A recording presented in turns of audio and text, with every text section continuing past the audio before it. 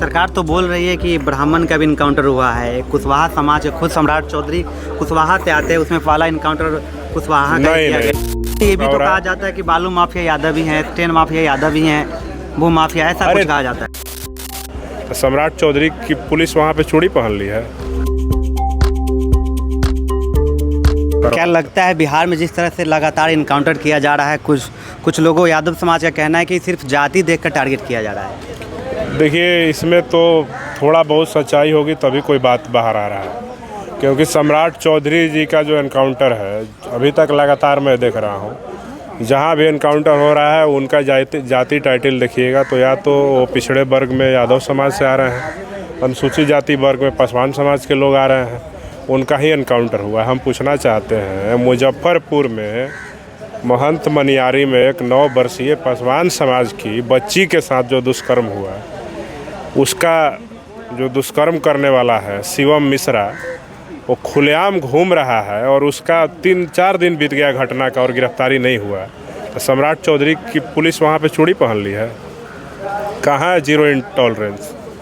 सम्राट चौधरी को जवाब देना चाहिए कि मुजफ्फरपुर की बेटी के गुनाहगार को एनकाउंटर अभी तक क्यों नहीं की। सीतामढ़ी का गुनाहगार का, सीतामढ़ी के बेटी के साथ जो हुआ, उसके गुनाहगार को पटना जो बिहार का सबसे टॉप अस्पताल है वहाँ पे इलाज हो रहा है, और जो बच्ची है, जो पीड़िता है, उसका इलाज जिला अस्पताल में हो रहा है। तो बताइए कि दोहरा रवैया नहीं है तो क्या है? सरकार तो बोल रही है कि ब्राह्मण का भी इनकाउंटर हुआ है। कुशवाहा समाज खुद सम्राट चौधरी कुशवाहा से आते हैं, उसमें पहला इनकाउंटर कुशवाहा का किया गया है। नहीं, सब फर्जी बातें हैं।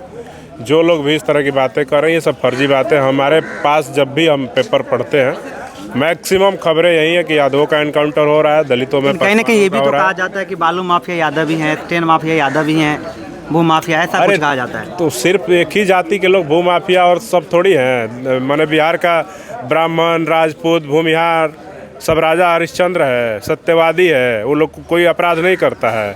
इस बिहार में खोज करवाया जाए कि किसके घर में कितना AK-47 है।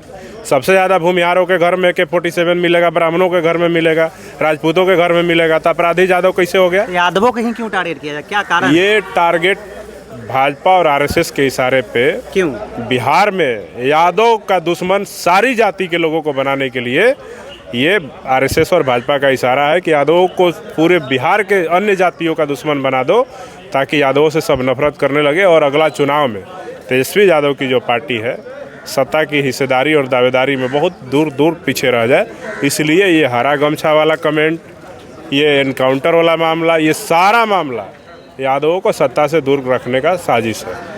तो कहा जा रहा है कि 5 पांडव यानी कि यादव और स्वर्णों का मंच लगेगा, स्वर्ण मंच, एकता मंच किया। अरे लगाए, मंच लगाए, कोई यादव समाज का कुछ जैसे सोशल मीडिया पे चल रहा है। देखिए, हम एक लाइन में कहते हैं, इस देश में आरक्षण को और संविधान को आज नहीं आ सकता है। भीम आर्मी के रहते, आज़ाद समाज पार्टी के रहते, इस देश के SC ST OBC समुदाय के रहते, जितना मंच लगाना है लगा ले।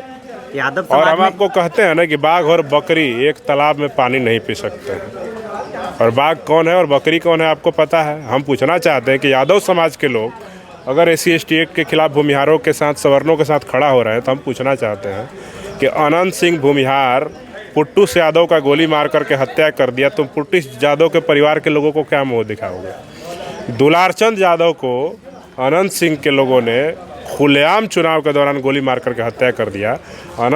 ये दुलारचंद यादव के पोता को यादव समाज क्या मुंह दिखाएगा? यही नौबतपुर में भूमिहारों ने घर में घुस करके 3 यादवों का हत्या कर दिया। तुम उन यादवों को क्या मुंह दिखाओगे? तुम बात कर रहे हो सवर्ण और यादव एकता बनाने का, बदनाम किया जा रहा है। ये सब जो लोग हैं ना, ये सारा का सारा प्रोपेगेंडा भाजपा और RSS के IT सेल का है, और ये लोग जानबूझ करके इस तरह का माहौल क्रिएट कर रहे हैं कि बिहार में पहले दलितों के SC ST एक्ट को ख़त्म करवा दो, फिर UGC पे OBC के हक अधिकार को खा जाओ। तो ये पूरा का पूरा साजिश है, इसको समझना पड़ेगा। और इसको अगर आप OBC समाज के लोग नहीं समझेंगे, क्योंकि अगर SC ST एक्ट ख़त्म होगा तो SC ST समुदाय UGC के मुद्दे पे OBC के साथ खड़ा नहीं हो पाएगा, और UGC जब खत्म होगा तो OBC समुदाय समाज तोड़ने का काम किया। ये पूरा का पूरा इस देश में कमजोर वर्ग के लोगों को, बहुजन समाज के लोगों को तोड़ने का पूरा साजिश है, जिसके तहत, प्रोपेगेंडा के तहत ये तमाम बातें बिहार में घटित हो रही हैं। आगामी 4 जून को आपका एक परिवर्तन रैली रखा गया है, क्या कहेंगे? सत्ता परिवर्तन यात्रा शुरू हो रही है। भाई चंद्रशेखर आज़ाद 4 जून को ही पहली बार लोकसभा का सांसद निर्वाचित हुए थे और पहली बार आज़ाद समाज पार्टी ने उस दिन पहला जीत हासिल किया था।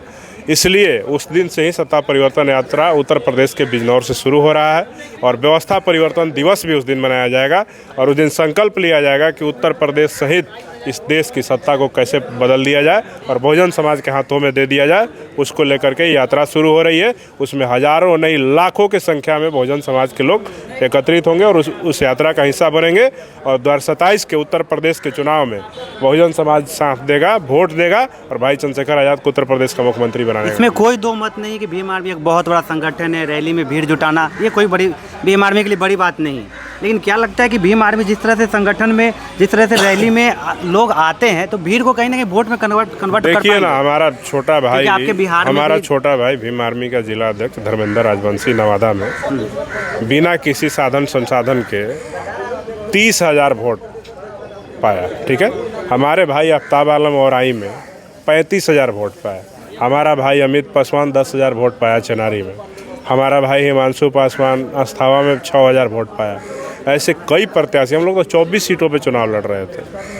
आने वाला समय, अभी संसाधन की कमी है, वोट हमारे पास मिलेगा और ये समाज वोट और नोट जिस दिन देना शुरू करेगा, आज़ाद समाज पार्टी देश और पूरे बिहार के अंदर भी आपका पार्टी गठबंधन से आएगी या अकेले? देखिए, आज़ाद समाज पार्टी का गठबंधन वाला जो एक्सपीरियंस है वो बहुत बेहतर नहीं है, तो हम लोग अपने दम पे अपनी तैयारी कर रहे हैं 403 विधानसभा क्षेत्रों में उत्तर प्रदेश में और पूरे दमखम के साथ वहाँ पे आज़ाद समाज पार्टी अपनी तैयारी के दम पे चुनाव के मैदान में जाएगी। बाकी जिन लोगों को लगता है कि भाजपा को सत्ता से उखाड़ के फेंक देना चाहिए, उन सभी दलों को जो भाजपा की विचारधारा के खिलाफ, आरएसएस की विचारधारा के खिलाफ लड़ाई लड़ रहे हैं, उन सबको हम आमंत्रित करते हैं कि आइए और आज़ाद समाज पार्टी भाई चंद्रशेखर आज़ाद के हाथ में हाथ मिला करके भाजपा को उखाड़ फेंकने का। एक अंतिम क्वेश्चन आपसे करना चाहेंगे कि कल परसों की बात है कि अभिषेक बनर्जी को पीटा गया, अंडा से मारा गया, क्या कहेंगे इस पर? कहीं ना कहीं पश्चिम बंगाल में अभिषेक बनर्जी काफ़ी मजबूत माने जाते थे टीएमसी के नेता। देखिए, ये हिटलर शाही रवैया है, सत्ता आते जाते रहता है, लेकिन ये जो घटना पश्चिम बंगाल में हुआ अभिषेक बनर्जी या टीएमसी के नेताओं के साथ, तो कहीं मुझे ऐसा ये लगता है कि ममता बनर्जी भी जब शासन सत्ता में थी तो विपक्षी पार्टी के कार्यकर्ताओं पे, उनके नेताओं पे इसी प्रकार के हमले होते थे, उनको मारा जाता था, पीटा जाता था, कूटा जाता था। तो आज अगर टीएमसी के नेताओं के साथ, कार्यकर्ताओं के साथ हो रहा है तो कहीं ना कहीं जो घटनाएं इनकी सरकार में हुई उसी की पुनरावृत्ति है। ठीक है, लेकिन लोकतंत्र के लिहाज से ये दोनों घटनाएं, चाहे सरकार के लोग पीटे जाए या विपक्ष के लोग पीटे जाए, कहीं से भी बर्दाश्त करने योग्य नहीं है और लोकतंत्र का राज स्थापित करना चाहिए, शांति व्यवस्था स्थापित करना चाहिए। अराजकता फैलाना किसी भी राज्य में सीधे तौर पे दिखाता है कि आप लोकतंत्र को नहीं मानते हैं, संविधान को नहीं मानते हैं और सत्ता का आप दुरुपयोग करके अपने विपक्षी दलों को पिटवाना, कुटवाना, हत्याएँ करवाना कहीं से भी जायज़ नहीं है और इसका हम विरोध करते हैं। प्रधानमंत्री जी को इस मामले में हस्तक्षेप करना चाहिए और बंगाल में जो हिंसा हो रहा है, टीएमसी कार्यकर्ताओं की जो पिटाई हो रही है, उस पर रोक लगाना चाहिए। आपको बंगाल का विकास करने के लिए वहाँ पे बंगाल की जनता ने मैंडेट दिया है, तो आप बंगाल का विकास पर ध्यान लगाइए, बल्कि टीएमसी के कार्यकर्ताओं को पिटवाने के बजाय। धन्यवाद।